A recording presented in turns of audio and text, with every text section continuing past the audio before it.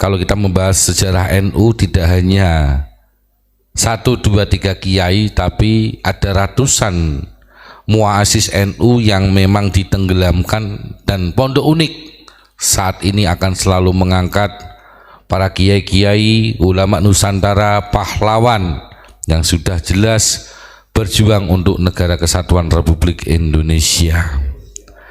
Ki As'ad ini adalah putra Madura karena beliau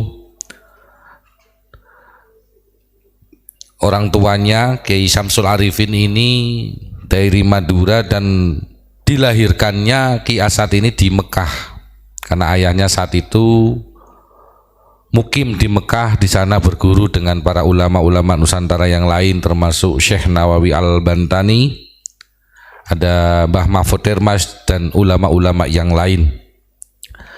Ki As'ad ini dilahirkan di Syib Ali di Mekah ya, pada tahun 1897 Masehi, yang mana kalau kita bahas nasab silsilahnya dulu ini, jadi Kiai As'ad atau Kiai Haji Raden As'ad Syamsul Arifin ini adalah putra daripada Kiai Haji Syamsul Arifin. Kiai Haji Syamsul Arifin ini kalau dilihat dari silsilahnya ini secara komplit akan saya bacakan: Kiai As'ad bin Kiai Syamsul Arifin bin Kiai Roham bin Nuri atau Ihsan bin Nuruddin bin Zubair Sani bin Zubair Awal bin Abdul Alim bin Hamzah bin Zainal Abidin bin Khatib bin Musa bin Qasim atau Sunan Derajat bin Rahmat atau Sunan Ampel. Jadi kalau dilihat dari sini jelas ya, jadi kalau ulama-ulama Nusantara sering kami sampaikan setiap hari, silsilah nasab ulama Nusantara yang jelas adalah terah daripada Wali Songo, yang kedua adalah kerajaan yang ada di Nusantara ini. Kemudian kalau dari ibunya, yakni ibunya Maimunah ini terahnya daripada kerajaan Sumeneb, jadi ke atasnya sampai ke Bendera Saud, yang mana pada tahun 1750-an ya. Nah, ini membuktikan bahwasanya yang berjuang di Nusantara ini jelas memang terahnya Nusantara, persis yang didahulukan oleh Abu Yamam Ma'ruf Al-Bantani. Ketika kemarin ada beberapa golongan Ba'alawi Yahudi yang menyampaikan bahwasanya kemerdekaan Indonesia itu atas perjuangan Habib, wah ini sangat menipu, sangat mendustakan, sangat menyakiti bangsa Indonesia. Karena para Habib-Habib Yahudi ini yang jelas mereka dibawa oleh Belanda dan mereka juga ikut terlibat di dalam penjajahan tersebut. Salah satunya adalah Utsman bin Yahya. Gara-gara fatwanya Utsman bin Yahya, bayangkan banyak kiai-kiai kita yang sudah meninggal dibunuh, ada yang diungsikan, ada yang dipenjara, bayangkan ada yang sampai kerja rodi. Ini kekejaman yang sangat luar biasa dari golongan Ba'alawi Yahudi yang memang mereka pada saat ini memutarbalikkan fakta. Jadi mereka itu orang-orang munafik yang tidak ikut berjuang di Indonesia tapi seakan-akan mengaku. Kemarin sudah dijelaskan secara gamblang oleh Abu Yamam Ma'ruf Al-Bantani. Jadi mereka masuk termasuk di pondok-pondok pesantren, masuk di NU, masuk di pemerintah. Itu jelas mereka menjajah lewat agama, politiknya politik agama. Ini sangat berbahaya sekali.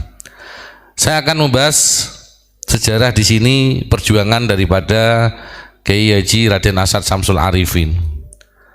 Jadi Kiai Haji Raden As'ad Syamsul Arifin ini karena dulu berguru kepada Syekhona Khalil Bangkalan, dan ini ada sejarah yang sangat menarik karena pada saat itu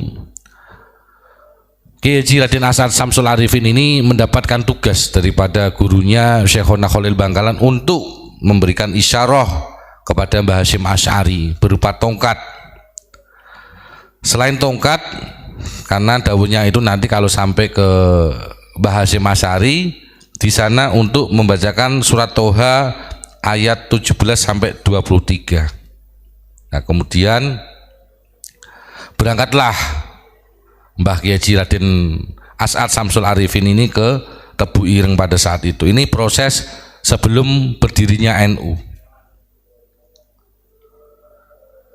Ketika sudah sampai di Tebu Ireng, Kiai As'ad Syamsul Arifin ditanya sama Mbah Hasyim Asy'ari yang mana pada saat itu, apakah ada pesan daripada Syekhona. Kemudian Kiai As'ad Syamsul Arifin ini membaca surat Toha ayat 21 sampai 23 yang artinya adalah, apakah yang ada di tangan kananmu wahai Musa? Dia Musa berkata, ini adalah tongkatku, aku bertumpu padanya dan aku merontokkan daun-daun dengannya untuk kambingku, dan bagiku masih ada lagi manfaat yang lain. Allah berfirman, lemparkanlah ia wahai Musa. Lalu ia melemparkan tongkat itu, maka tiba-tiba ia menjadi seekor ular yang merayap dengan cepat. Dia Allah berfirman, peganglah ia dan jangan takut, kami Allah akan mengembalikannya kepada keadaannya semula. Dan kepitkanlah tanganmu ke ketiakmu, niscaya ia keluar menjadi putih bercahaya tanpa cacat, sebagai mukjizat yang lain untuk kami perlihatkan kepadamu sebagian dari tanda-tanda kekuasaan kami yang sangat besar. Itu adalah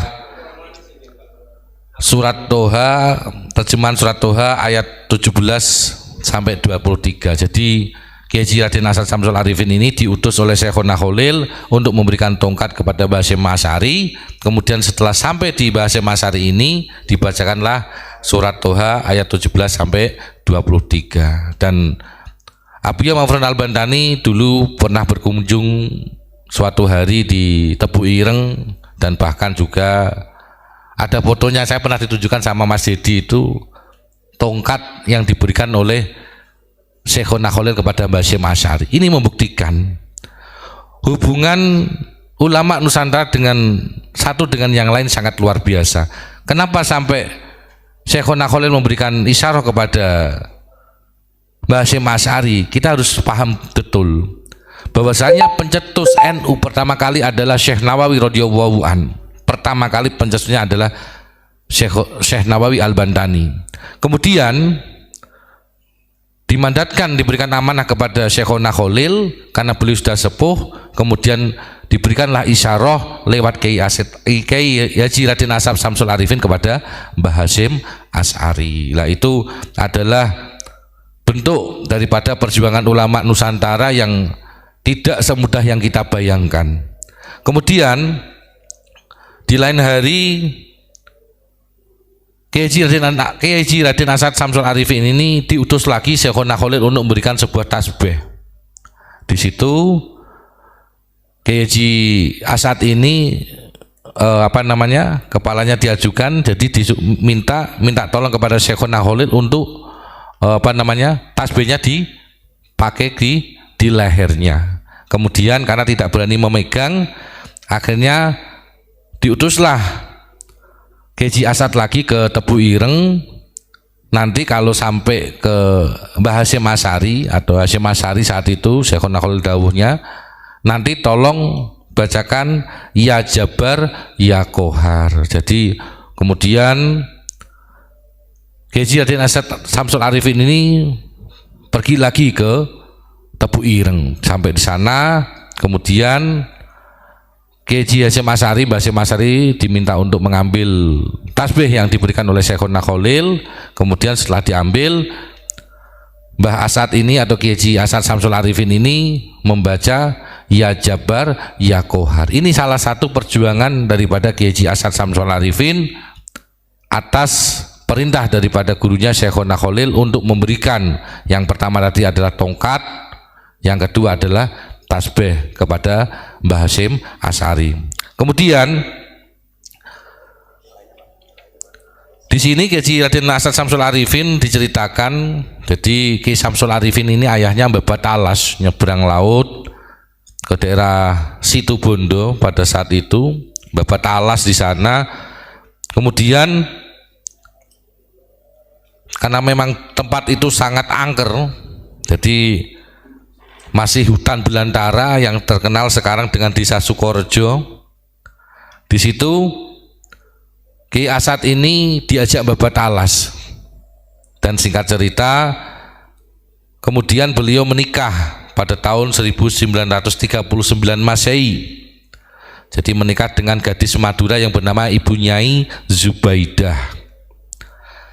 Waktu penjajahan, nah ini peran atau perjuangan daripada Kiai. Jadi waktu zaman Jepang, ini jelas diceritakan di sini. Kiai Asad ini sangat marah sekali ketika berhadapan langsung dengan penjajah dengan menyampaikan kalimat, negeri ini milik kami. Teriak Kiai Asad sambil menggebrak meja dengan sangat keras. Negeri ini bukan milik Jepang. Kalian harus meninggalkan negeri ini. Kalau tidak, saya dan rakyat akan menyerang kalian. Jadi para hadirin pada saat itu melihat meja yang begitu kuat dan itu bisa retak dan sampai kakinya Ki Asad itu tembus ke lantai pada saat itu. Di situ tentara Jepang tidak berani menatap wajah Kiai yang begitu marah karena melawan kolonial Belanda, dan semua membisu. Dan pada akhirnya di sini diceritakan tentara Jepang itu diantar ke Surabaya, itu bulan September Oktober ya, ini itu dikawal oleh anggota pelopor TKR yang sekarang menjadi TNI, karena dulu awalnya BKR, TKR menjadi ABRI dan TNI Polri. Kemudian ada Hizbullah, Sabilillah, dan rakyat pada umumnya.